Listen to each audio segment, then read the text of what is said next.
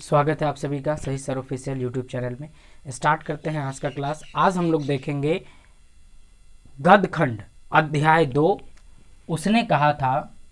लेखक हैं चंद्रधर शर्मा गुलेरी की एक बहुत ही प्राचीन प्रेम कथा, जो कि हिंदी साहित्य में एक तरह से मील का पत्थर इस कहानी को कहा जाता है।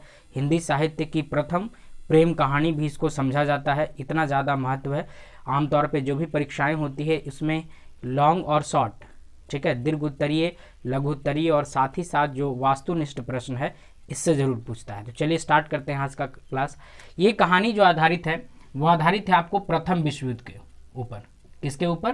प्रथम विश्व युद्ध की पृष्ठभूमि पर आधारित है ये कहानी।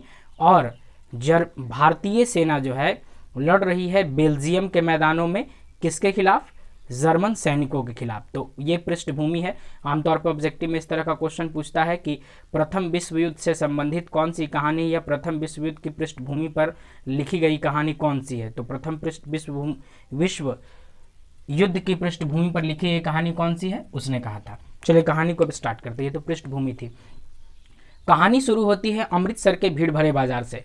लेखक बताते हैं कि अन्य जो शहर के बम्बू काट वाले हैं, बम्बू काट वाले अर्थात घोड़ा गाड़ी वाले, टांगे वाले, वे अन्य शहरों में क्या करते हैं कि अन्य शहरों के घोड़ा गाड़ी वाले, बम्बू काट वाले इतना तीखा जुबान बोलते हैं कि उनकी जुबान से रास्ते पर चलने वालों की पीठ छिल जाती है।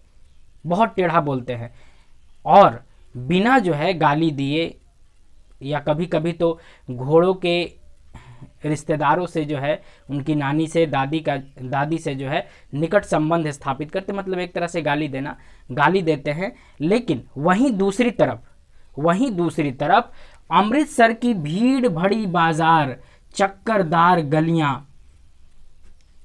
इन गलियों में जो बम्बू काट वाले, जो घोड़े गाड़ी वाले चलते हैं, उन घोड़े गाड़ी वालों की जुबान का जो है मरहम लगाने की ज़रूरत है। उन शहर वाले लोगों को, जिन शहर के लोगों के जो पीठ हैं छिल जाते हैं, किनकी ज़ुबान से? घोड़ा गाड़ी चलाने वालों की ज़ुबान से। क्यों भाई? क्योंकि यहाँ के जो घोड़ा गाड़ी वाले लोग हैं, बम्बू काट वाले लोग हैं, वे इतना मीठा बोलते हैं कि क्या मजाल कि किसी आदमी को जी भाई साहब, जी पाजा, हट जाओ साहब, ये सब सुने बिना किसी को हटना नहीं पड़ता है। लेखक बताते हैं उदाहरण के तौर पर कि मान के चलिए कि अगर कोई बुढ़िया जो है इनके रास्ते में आ गई तो वो बुढ़िया को कुछ इस तरह से संबोधित करते हैं कि तू हट जा, तू अपने पुत्रों की प्यारी है, अभी तू जीने योग्य है, तेरी उम्र बहुत लंबी है, तू क्यों मेरे गाड़ी के आगे आकर मरना चाहती है। ठीक है, इस तरह का संबोधन करते हैं कौन? बम्बू काट वाले। कहाँ के? अमृतसर के बम्बू काट वाले। समझ गए आप कितना मीठा बोलते हैं। लेखक बताते हैं कि जुबान जो है छुरी की तरह इनकी भी चलती है, लेकिन मीठी छुरी की तरह महीन मार करती है। ठीक है, कड़ा वार ये नहीं करते, महीन मार करते हैं। लेखक बताते हैं कि इसी भीड़ भरे बाजार में जो है एक 8 साल की लड़की और एक 12 साल का लड़का एक दुकान के पास जो है मिल जाते हैं। लड़की की उम्र है कितनी? 8 साल और लड़के की उम्र है 12 साल। एक के केश से और दूसरे के ढीले सुथन्ने से यह स्पष्ट पता चल जाता है कि दोनों क्या हैं? सिख हैं। लड़का जो है अपने मामा के केश धोने के लिए दही लेने आया है और लड़की रसोई में बनाने के लिए जो है बढ़िया लेने आई है। दोनों दुकान पर खड़े हैं और दुकानदार जो है एक परदेशी है जो कि दुकान में आया हुआ है पापड़ लेकर, गिल्ले 1 किलो होगा, उसको गिनने में जो है दोनों मस्त हैं, व्यस्त हैं। इसी दौरान जो है लड़की से लड़का पूछ देता है तेरे घर कहाँ है? तो लड़की बताती है कि मेरे घर जो है मगरे में है। मगरे एक जगह है, पंजाब में ही पड़ता है। मेरे घर मगरे में है। ठीक है, इधर कहाँ? तो इधर मैं अतर सिंह की बैठक में रहती हूँ, वो मेरे मामा लगते हैं। लेखक बताते हैं कि बच्चा बताता है अपना परिचय कि मेरा जो घर है वो मांझे में है। लड़की बताई क्या? मगरे में है। लेकिन यहाँ अमृतसर में जो है अपने मामा के घर रहती है और अतर सिंह की बैठक में रहती है, वो मामा होते हैं इनके। और लड़का कहाँ का है? मांझे का है। ये भी अपने मामा के यहाँ रहने के लिए आया है, दोनों अमृतसर में। थोड़ी देर बाद जब दुकानदार निपट जाता है पापड़ को गिनकर, तब जो है इनका भी सामान दे देता है और सामान लेने के बाद दोनों साथ साथ चल देते हैं। साथ साथ चलते चलते जो है रास्ते में लड़का जो है लड़की को छेड़ते हुए पूछता है कि तेरी कुड़माई हो गई क्या? हिंदी में इसका अर्थ होता है सगाई, छेका या रोका जिसको आप कहते हैं। तो लड़की जो है थोड़ा आंख चढ़ाकर और धत करके कहती है और चली जाती। लड़की जो है धत कह के चली जाती है। लड़का जो है मुस्कुरा कर रह जाता है, मुस्कुरा कर अपने घर चला जाता है। लेकिन ये घटना केवल एक दिन की नहीं होती, लगभग जो है एक आध महीने तक ये सब चलता रहता है। कभी दूध वाले के यहाँ, कभी सब्जी वाले के यहाँ, किसी न किसी बहाने जो है दोनों मिल ही जाते हैं। और महीने में कई बार इस तरह के सवाल जो है लड़का लड़की से पूछ ही लेता है। लड़की धत कह के चली जाती है और लड़का खुश होकर अपने घर चला जाता है। बड़ा आनंदित बीतता है एक महीना। लेकिन एक दिन, महीने के अंत में लगभग एक दिन जो है क्या होता है कि लड़का वही पुराना सवाल जो जाते समय अंत में दोहराता है, तेरी कुड़माई हो गई क्या? लड़का कहता है तेरी कुड़माई हो गई क्या? लेकिन इस दिन जो है लड़की जो बोलती है उसकी कल्पना लड़के ने नहीं की थी। लड़का तो सोचा कि धत कह के चली जाएगी, लेकिन इस दिन होता क्या है, लड़की कहती है कि हाँ कल ही तो हुई है, नहीं देखते यह रेशम से जड़ा हुआ शालू यानी दुपट्टा, कल ही हुई है मेरी कुड़माई। लड़का जैसे ही ये बात सुनता है उसके पैरों के नीचे से ज़मीन खिसक जाती है, वह सोच में पड़ जाता है। लड़की तो कहकर चली जाती है, लेकिन लड़का जब घर की ओर अपने चलता है तो डोलता और ढनमनाता हुआ चलता है। ठीक है, किसी सब्जी वाले से टकरा जाता है, किसी दूध वाले से टकरा जाता है, किसी कुत्ते को लात मार देता है, और तो और एक स्त्री जो है नहा कर आते रहती है, उससे टकराता है और अंधे की उपाधि पाता है, तब जाके घर कहीं पहुंचता है। ठीक है, ये पहला पार्ट था कहानी का। फिर आगे इसकी घटना में क्या हुआ बताएंगे आपको। दूसरा जो कहानी का पार्ट होता है उसमें क्या होता है कि जर्मनी के खिलाफ बेल्जियम के मैदानों में भारतीय सिख सेना जमी हुई है। ठीक है, और वहाँ एक सिख सैनिक है, नाम है लहना सिंह। वहाँ एक सिख सैनिक है, नाम है लहना सिंह। लहना सिंह जो है बार बार इस बात को दोहरा रहा है कि कितना ख़राब मौसम है, दूर दूर तक कहीं कुछ नहीं दिखाई देता, और जाड़ा क्या है, यहाँ तो लुधियाने से जो है 10 गुना कहीं अधिक जाड़ा पड़ता है। और तो और नगरकोट का हमने जलजला सुना था, नगरकोट का जो है जलजला यानी भूकंप सुना था, लेकिन यहाँ तो दिन भर में 25-25 भूकंप आते हैं। जब भी बम पटका जाता है लगता है ज़मीन जो है कई फीट क्या हो गई, ऊपर उछल गई। 4 दिन से खंदक में पड़े पड़े जो है शरीर एकदम जम गया है। लहना सिंह बता रहा है कि 4 दिन खंदक में पड़े पड़े शरीर एकदम जम गया है। एक धावा अगर हो जाता, एक हमला अगर बोल देते तो गर्मी आ जाती, फिर से जो है एक नई ऊर्जा और नई स्फूर्ति आ जाती। 4 दिन से पड़े पड़े एकदम हालत खराब है, क्योंकि बिना, लहना सिंह कहता है, क्योंकि बिना फेरे हुए घोड़ा बिगड़ता है और बिना लड़े हुए सिपाही बिगड़ता है, इसलिए धावा हो जाता तो मजा आता। लेकिन वहीं पर है सूबेदार जिनका नाम है हजारा सिंह। सूबेदार का नाम क्या है? हजारा सिंह। हजारा सिंह कहते हैं कि लड़ाई का जो मसला है हम लोगों के चलाए नहीं चलते, ये ऊंचे अफसर लोग ऐसा करते हैं, हम लोग चाहें तो लड़ाई नहीं करेंगे। ठीक है, बड़े अफसर जब तक ऑर्डर नहीं देंगे हम लड़ाई नहीं कर सकते, क्योंकि बड़े अफसर जो है दूर की सोचते हैं। लहना बताता है कि पिछली बार हम लोग जब लड़े थे जर्मन सैनिकों के खिलाफ तो 4 मील तक जर्मनों को जो है, एक भी जर्मन को हम लोग नहीं छोड़े थे। वो तो साहब ने लौटने के लिए कह दिया, नहीं तो हम बर्लिन तक पहुंच जाते। हजारा सिंह समझाते हैं थोड़ा शांत रहो, जब तक ऑर्डर नहीं आता तब तक हम लड़ाई नहीं कर सकते। और वैसे भी जो है इसमें 4 दिन बीत चुके हैं, खंदक में रहते रहते 4 दिन बीत चुका है, बचा और 3 दिन। 3 दिन बाद जो है रिलीफ आ जाएगी, उसके बाद आराम से खाना और आराम से सोना। तो ये इसका मतलब क्या हुआ, तो जो बहुत ज़्यादा कष्टकारक परिस्थितियों में जहाँ फौजी रहते हैं वहाँ पर क्या होता है कि 7 दिन के बाद बदला जाता है पहरा।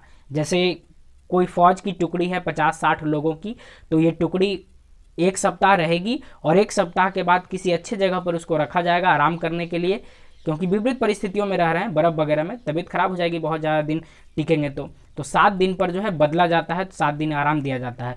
तो वही बता रहे हैं कि 4 दिन बीत चुका है, 3 दिन और है, 3 दिन बाद रिलीफ आ जाएगी, उसके बाद आराम से खाना और सोना है।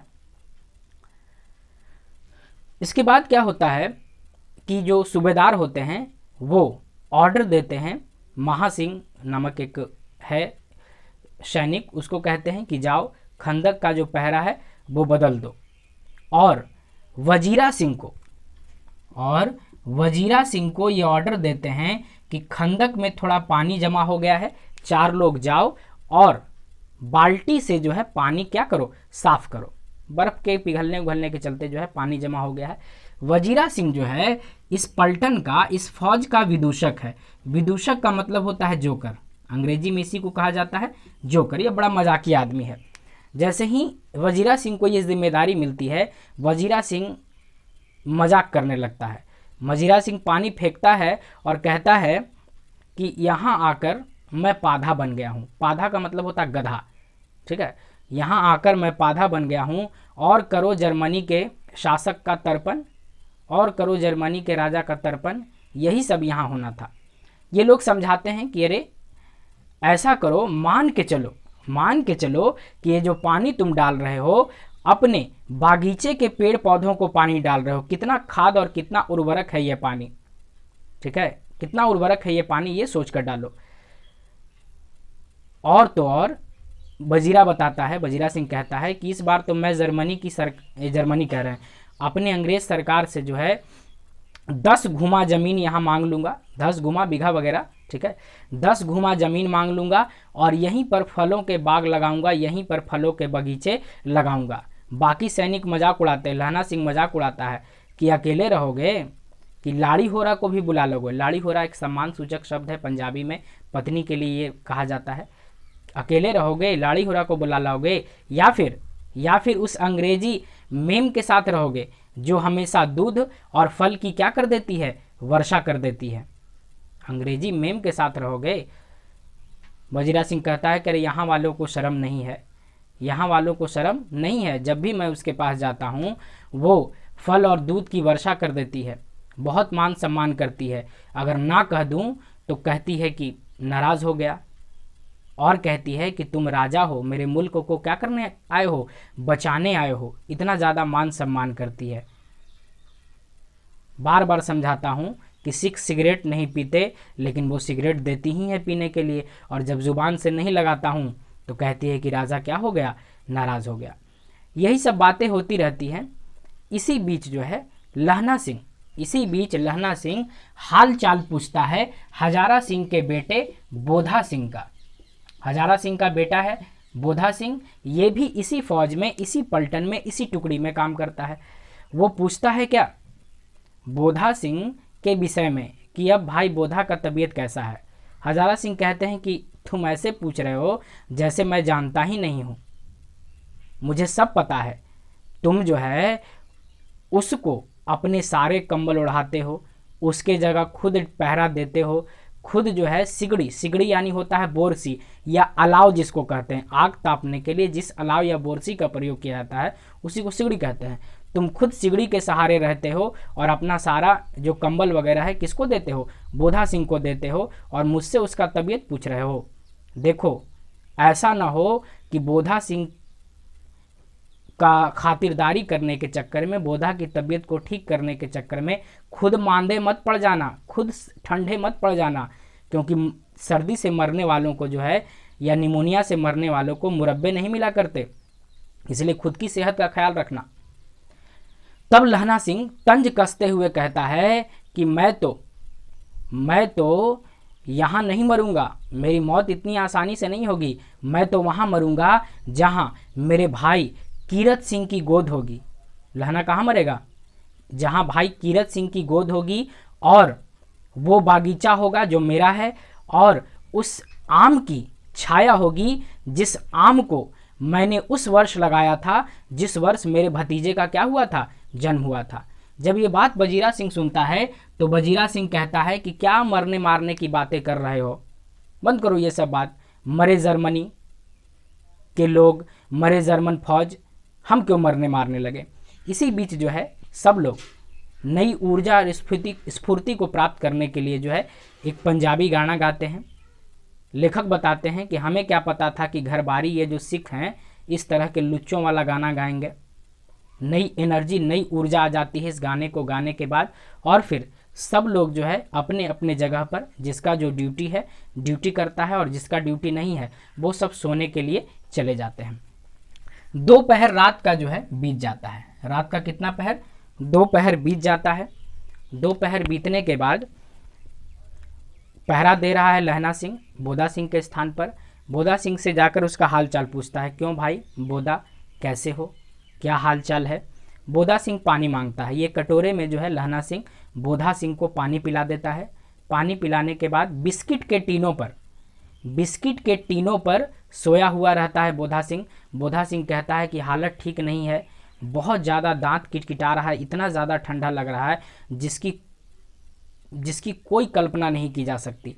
लहना सिंह कहता है कि भाई बोधा, ऐसा करो कि जो हम जैकेट पहने हुए हैं ये जैकेट तुम पहन लो, वैसे भी मुझे बहुत गर्मी लगती है, मैं सिगड़ी के पास रहता हूँ ना, मुझे बहुत गर्मी लगती है। और तो और मेमो ने जो है, अंग्रेजी मेमो ने जो है बढ़िया बढ़िया जैकेट सिलकर मेरे लिए भेजा है, रखा हुआ है, मैं उसको क्या कर लूँगा, पहन लूँगा, ये मेरी वाली जैकेट तुम रख लो। देखिए कंबल भी उसको दे चुका है, पहले भी कंबल जो है पहले ऑलरेडी बोधा सिंह को दे चुका है लहना सिंह, अब जो जैकेट पहना हुआ है वो भी दे रहा है, ठीक है। और क्या बता रहा है कि मेमो ने मेरे लिए, अंग्रेजी मेमो ने मेरे लिए क्या किया है, नया नया जैकेट सिलकर भेजा है। कितने भले लोग हैं ये, वाहिगुरु जो है इनका भला करे। लेकिन ये जो कल्पना है, ये जो बातें कही, ये केवल कपोल कल्पना है, इसमें कोई सच्चाई नहीं थी। किसी अंग्रेजी मेम ने जो है किसी प्रकार का कोई जैकेट नहीं भेजा था, लेकिन बोधा सिंह के चलते लहना सिंह ने क्या किया, वो दे दिया। वजीरा सिंह सोया हुआ है जाकर, लहना सिंह पहरा दे रहा है, हजारा सिंह भी अपने ड्यूटी में लगे हुए हैं। थोड़ी देर बाद जो है खंदक के सामने खाई जो है, खाई के मुहाने से एक आवाज आती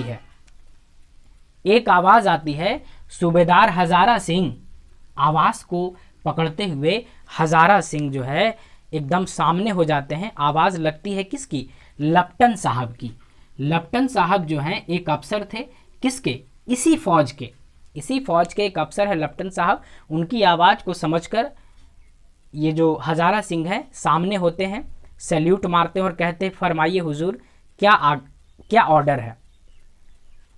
ये लप्टन साहब जो है बताते हैं कि सामने जो है एक खंदक है जिसमें 50 से 60, उससे ज़्यादा जर्मन फौजें नहीं होंगी। तुरंत यहाँ से जाओ, वहाँ धाबा बोलो और उस पर कब्जा करके जो है वहीं पे रहना, अगला ऑर्डर का मेरा इंतज़ार करना। 8-10 लोगों को यहाँ छोड़ दो, 8-10 लोगों को जो है यहाँ छोड़ दो और बाकी को लेकर तुम वहाँ चले जाओ। जैसे ही ये ऑर्डर हुआ, बाकी सारे लोग, बोधा सिंह भी जो है कंबल उम्बल छोड़ के एकदम तैयार हो गया, क्या करने के लिए? जाने के लिए।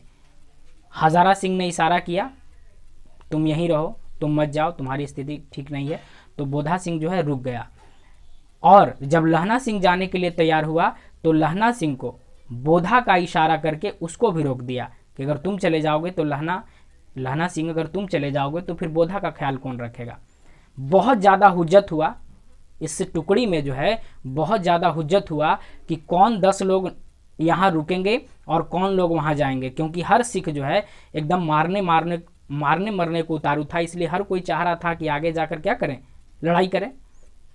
तब किसी प्रकार से हुज्जत करते हुए लहना सिंह, बोधा सिंह, वजीरा सिंह और कुछ सिख सैनिक जो है वहाँ रुक गए और हजारा सिंह एक बड़ी सी टुकड़ी लेकर आगे चले गए खंदक पर हमला करने के लिए, जहां 50-60 जर्मन सैनिक लगभग क्या थे, पहुंचे हुए थे। और इन्होंने बताया था कि ये घुमावदार रास्ता जो है वहाँ पर मैंने 15 लोगों को खड़ा कर रखा है, जाओ तुम उससे मिलना और जाके क्या कर देना, हमला करना और उस मोर्चे को संभाल लेना, उस पर कब्जा कर लेना। चले गए। हजारा सिंह जो है एक टुकड़ी को लेकर चले गए। यहाँ कुल मिला के 8 लोग बच गए, ठीक है। और एक जो लपटन साहब आए थे वो थे। लपटन साहब आकर जो है जो सिगड़ी है, सिगड़ी के पास मुंह फेर कर खड़े हो गए। लपटन साहब सिगड़ी के पास मुंह फेर कर क्या हो गए, खड़े हो गए और पैकेट से सिगरेट निकालकर पीने लगे। और एक सिगरेट जो है लहना सिंह के तरफ बढ़ाया। लहना सिंह जो है आंख मारते मारते भर में सारा बात क्या हो गया, समझ गया कि जरूर कुछ गड़बड़ है। जैसे ही उन्होंने मुंह फेरा लपटन साहब ने, लपटन साहब का मुंह जो है उजाले में देख लिया। जो रोशनी हो रही थी सिगड़ी से, उसके उजाले में लपटन साहब का मुंह देख लिया। किसने? लहना सिंह ने देख लिया। और देखा तो इसका जो अचंभा का मुंह था वो खुला रह गया। इसने कुछ बोला नहीं, सिगरेट ले लिया और सोचने लगा मन ही मन कि ये क्या हुआ लपटन साहब को। इतने बड़े बड़े बाल थे, उन बालों के जगह पर ये छोटे छोटे कैदियों जैसे घुंघराले बाल कब हो गए? जरूर कुछ ना कुछ क्या है, गड़बड़ है। सिगरेट ले लिया और जांचने के ख्याल से लहना सिंह ने जो है बोलना शुरू कर दिया कि साहब हम लोग अपने देश कब चलेंगे, अपने देश कब चलेंगे? लपटन साहब ने जवाब दिया कि जब युद्ध समाप्त होगी, छुट्टी होगी तो चलेंगे। क्यों, यहाँ मन नहीं लगता? यहाँ क्या दिक्कत है?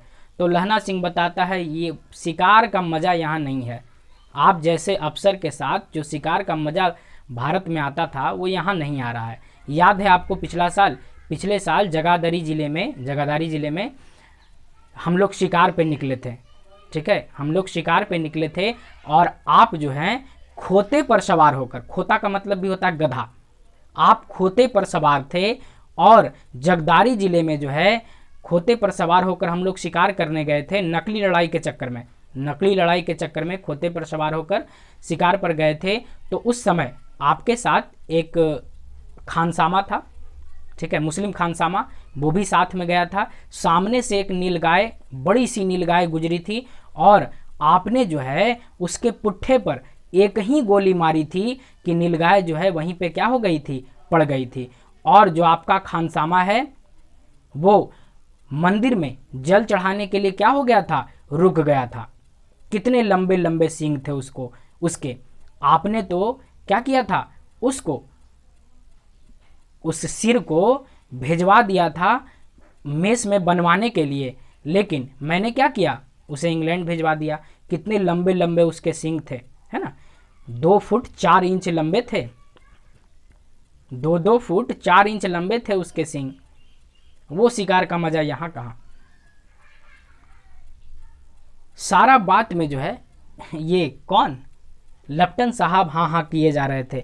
लहना सिंह जैसे ही ये सब बात बोला उसको समझ में आ गया कि जरूर कुछ गड़बड़ है, ये लपटन साहब नहीं है, ये लपटन साहब नहीं है। ये मामले की गंभीरता को समझ गया और लपटन ने कहा कि तुमने सिगरेट जलाया क्यों नहीं, सिगरेट पिया क्यों नहीं? तो इसने बोला कि ठीक है रुकिए साहब, थोड़ा सा रुक जाइए, पी लेते हैं हम भी। ये नज़र बचाकर तो नहीं, सामने से ही घुस गया कहाँ, खंदक में। और खंदक में एक आदमी सोते हुए आदमी से टकराया, वो वजीरा सिंह था। जैसे ही टकराया वजीरा सिंह ने कहा क्या हुआ भाई लहना सिंह? हाँ हाँ मैं लहना सिंह ही हूँ। क्या हुआ, थोड़ी आंख तो लगने दी होती, क्या आफत आ गई जो अभी तुरंत आके मुझे जगा दिया? लहना सिंह ने समझाया आफत आई है और उसमें भी लपटन साहब का वेश धर के आई है। ये जो आदमी लपटन साहब बन के आया है ये कोई लपटन साहब नहीं बल्कि कोई जर्मन घुसपैठिया है। लपटन साहब को या तो कैद कर लिया गया है या वो मारे गए हैं, उसका ड्रेस पहनकर कोई जासूस आया है, कोई जर्मन आया है। ऐसा करो कि यहाँ से जल्दी उठो, पीछे वाले रास्ते से जाओ और जाकर हजारा सिंह को जो है पूरी फौज सहित लौटा कर ले आओ, नहीं तो आगे जाकर जर्मन सेना जो है उनको घेर लेगी। उधर जर्मन सेना घेर लेगी किसको, हजारा सिंह को, और इधर हम लोग पर हमला हो जाएगा। इसलिए जितना जल्दी हो सके जाओ। मैं बाकी साथियों को क्या करता हूँ, आगाह करता हूँ।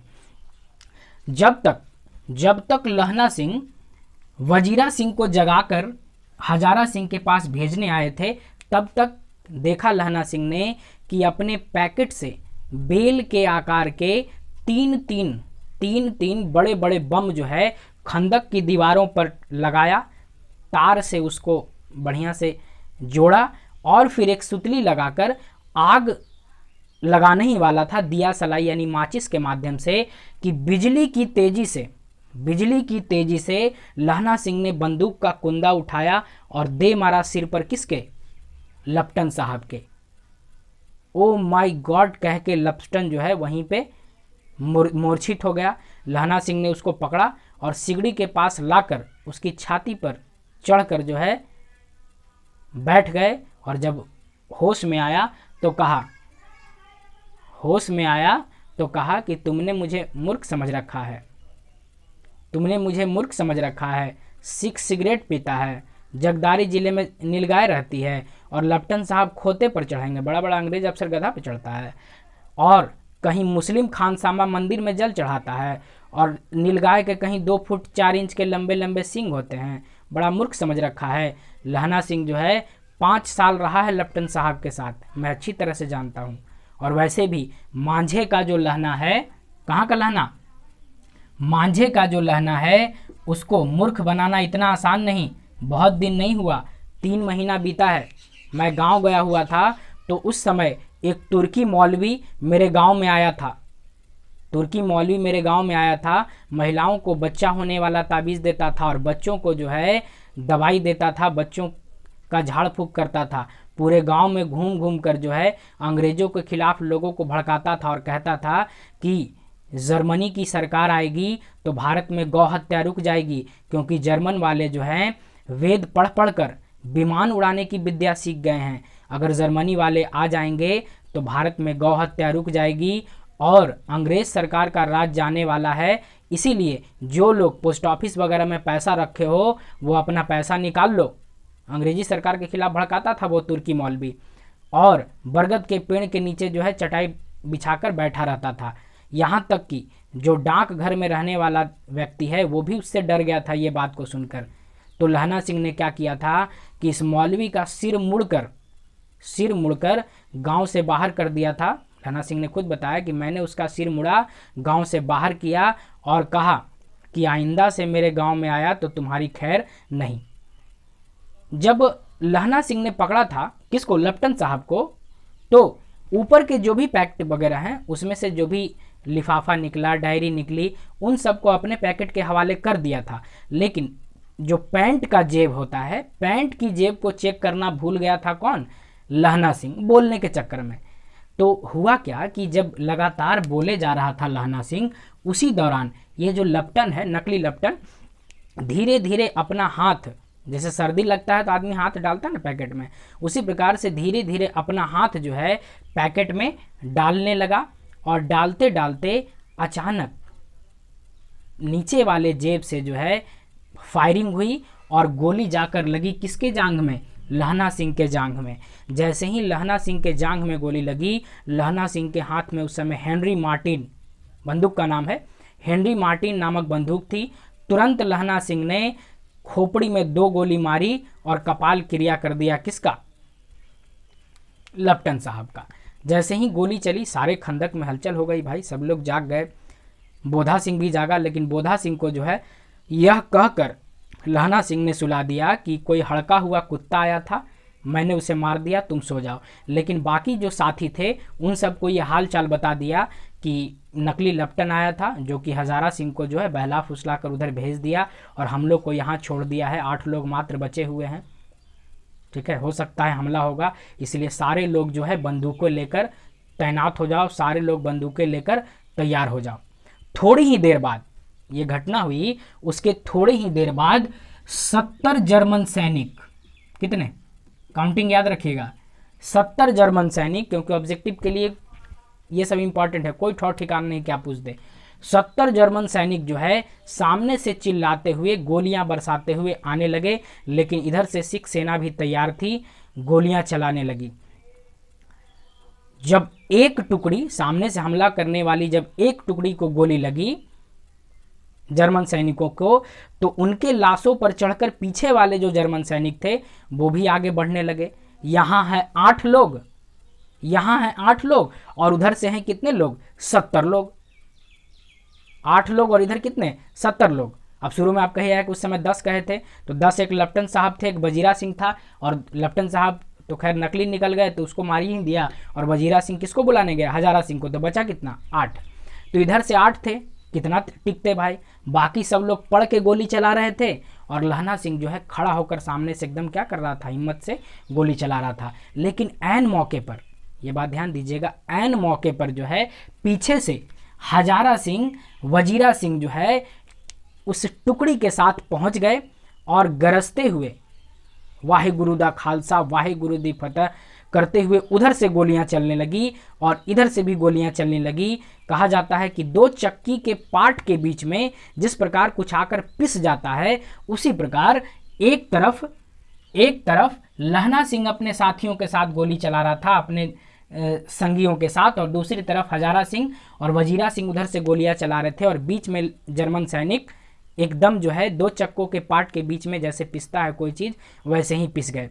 लेखक बताते हैं कि लगभग 63 जर्मन सैनिक या तो दर्द से करा रहे थे या फिर मौत के घाट उतर चुके थे, और सिखों में से भी 15 लोगों के क्या हुए थे? प्राण चले गए थे। 63 जर्मन सैनिक मारे गए थे और 15 सिख सैनिक मारे गए थे। ठीक है, जैसे ही जीत हुई, फतह हुई, सब लोग एकदम गरजने लगे, वाहिगुरु दा खालसा वाहिगुरु दी फतेह, सत श्री अकाल होने लगा, जयकारे लगने लगे। जब सामने आए तो लहना सिंह ने जो है हजारा सिंह को जो कुछ भी कागजात वगैरह था थमा दिया। लहना सिंह की बहुत तारीफ की उन्होंने। लेकिन इस दौरान एक चीज़ और हुआ था, हजारा सिंह जो है उनके दाहिने कंधे से गोली पार हो गई थी। ठीक है, और इसी दौरान लहना सिंह को जो है पसली में गोली लगी थी। लहना सिंह को पसली में गोली लगी थी, लेकिन लहना सिंह ने क्या किया कि गीली मिट्टी को पसली में लगाया और उसके ऊपर साफा बांध दिया। किसी को अपने घाव का अंदाजा नहीं होने दिया। केवल जांघ वाला घाव सबको पता था, पसली वाले घाव का पता नहीं चलने दिया। जैसे ही गोली बारूद की आवाज़ हुई, दूसरा जो चौकी था सिखों का, वहाँ से फ़ोन आया, वायरलेस आया कि आखिर क्या हुआ। तो बताया गया कि ये स्थिति है। तो वहाँ से जो है मरीजों को ले जाने के लिए 2 एम्बुलेंसें आई। लहना सिंह का तारीफ करते हुए हजारा सिंह ने कहा कि तुम वास्तव में बहुत बुद्धिमान हो, अगर तुम ना होते तो आज हम सब मारे जाते। तुम्हारा बहुत बहुत शुक्रिया, तुम्हारा बहुत बहुत धन्यवाद। जब गाड़ी आई तो बारी आई जाने की। बोधा सिंह को लिटाया गया क्योंकि उसको बुखार था, उसकी तबीयत बहुत ज़्यादा खराब थी।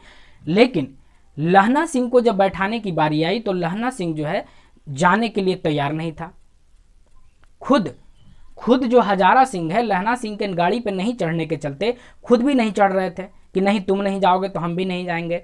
लेकिन लहना सिंह ने कहा, आपको बोधा की कसम, आपको सूबेदारनी की कसम, आपको गाड़ी पे चढ़ना होगा, आपको गाड़ी पर जाना होगा, क्योंकि इसकी तबीयत ज़्यादा खराब है, आपको गोली ज़्यादा नुकसान पहुंचाएगी, और मेरा तो पैर का घाव है, अभी नहीं तो सुबह तक जो है और गाड़ियाँ आएंगी तो मैं उससे चला जाऊंगा।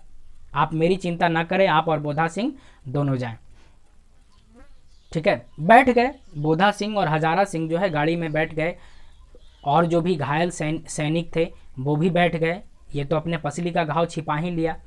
लेकिन जाते वक्त जो है लहना सिंह ने कहा कि आप जब चिट्ठी लिखना तो सूबेदारनी को मेरा मत्था टेकना लिखना, और जब घर जाना तो उनसे कहना कि उन्होंने जो कहा था मैंने वो कर दिया। हजारा सिंह कहते हैं कि लिखना कैसा, कहना कैसा, तुम ही चलना, तो अपनी सूबेदारनी को जो है ये सारा बात बता देना, मैं लिखूं क्यों, खुद मिलकर खुद बता देना। ठीक है, गाड़ियां चल दी, चलते हुए चले गए। बेचारे ये पूछना भी चाहते थे कि क्या कहा था उसने, लेकिन गाड़ियां चली गई। जैसे ही गाड़ियां चली गई, लहना सिंह जो है, लहना सिंह के पास पड़े रह गए कौन? वजीरा सिंह रह गए, क्योंकि इसी शर्त पर हजारा सिंह गए थे कि वजीरा तुम्हारे पास रहेगा, तुम्हारा ख्याल रखेगा। लहना सिंह रह गए, वजीरा भी रह गए, और कुछ लोग रह गए। वजीरा के जांग पर जो है पड़ गए कौन? लहना सिंह। उनसे पानी मांगे और पिए, और कहा कि पट्टी खोल दो, बहुत ज़्यादा घाव क्या हो रहा है, बह रहा है। पट्टी खोली गई और धीरे धीरे जो है लहना सिंह दर्द से कराहता हुआ मृत्यु के अंतिम क्षणों में जाने लगा। मृत्यु के अंतिम जो समय होता है वो नज़दीक आने लगा, किसका, लहना सिंह का। और जैसे ही मृत्यु का क्षण नज़दीक आता है, लोग बताते हैं कि पुरानी जो जीवन की खास खास स्मृतियां होती हैं वे सारी स्मृतियां क्या हो जाती हैं, जीवित हो जाती हैं। लहना सिंह के साथ भी ऐसा ही हुआ। जैसे ही पानी पी के पड़ा था, किसकी गोद में, वजीरा सिंह की गोद में। उसे याद आ रहा है वो बचपन का दिन, उसे याद आ रहा है वो 8 साल की लड़की, उसका कभी दूध वाले के पास, कभी सब्जी वाले के पास, कभी राशन दुकान के पास मिलना, और इसके द्वारा तेरी कुड़माई हो गई क्या कहना, और उसके द्वारा धत कह के चला जाना। इसे यह भी याद आ रहा है कि कैसे अंतिम दिन लड़की ने कहा था, नहीं देखते ही ये रेशम से जड़ा हुआ शालू, कल ही तो हुई है मेरी कुड़माई। और ये जैसे ही उसे याद आता है उसे बहुत दुख होता है, दर्द जो है उसे बहुत होता है।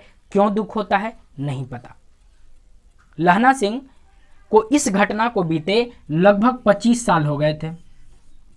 इस घटना को बीते कितने साल हो गए थे, 25 साल हो गए थे। वो लड़की कभी मिली भी थी या नहीं इसका भी कोई अता पता नहीं, लेकिन इतने दिनों में लहना सिंह जो है उस 8 साल की लड़की को एकदम से भूल गया था।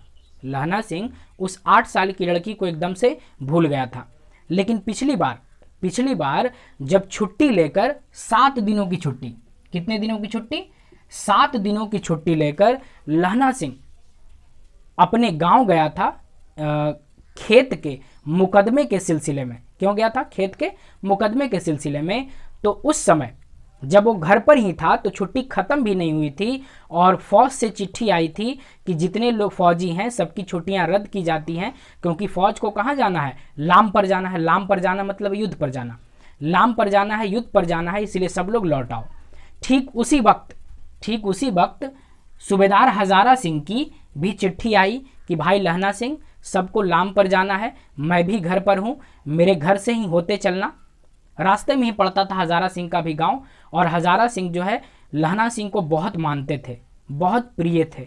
इसलिए उन्होंने कहा कि इस बार जो है हम लोग साथ में चलेंगे, फौज में साथ में चलेंगे, इसीलिए मेरे घर पर आना, हम लोग साथ यहीं से निकल जाएंगे। लहना सिंह ने कहा ठीक है भाई, आएंगे आप ही के घर पर। लहना सिंह जब गांव गया, किसके, हजारा सिंह के, उसके घर गया, और जब जाने की बारी आई वहाँ से, तो हजारा सिंह ने कहा कि ऐसा बात है भाई लहना कि सूबेदारनी तुमको बुलाती है, कहती है कि तुम्हें पहचानती है, तुम्हें जानती है। लहना सिंह सोच में पड़ गया कि कभी सूबेदारों का परिवार जो है फौज में रहा नहीं, हम इनके घर कभी आए नहीं, तो सूबेदारनी मुझे कैसे पहचानती है। हजारा सिंह ने कहा खुद जाके पूछ लो, जाओ बुलाती है। लहना सिंह चौखट पर गए और वहाँ जाकर मत्था टेकना कहा, नमस्कार किया, उधर से आशीष भी मिली। आशीष मिलने के बाद जब अंदर गए तो सूबेदारनी ने कहा कि मैंने तुम्हें आते ही पहचान लिया था, क्या तुमने मुझे पहचाना।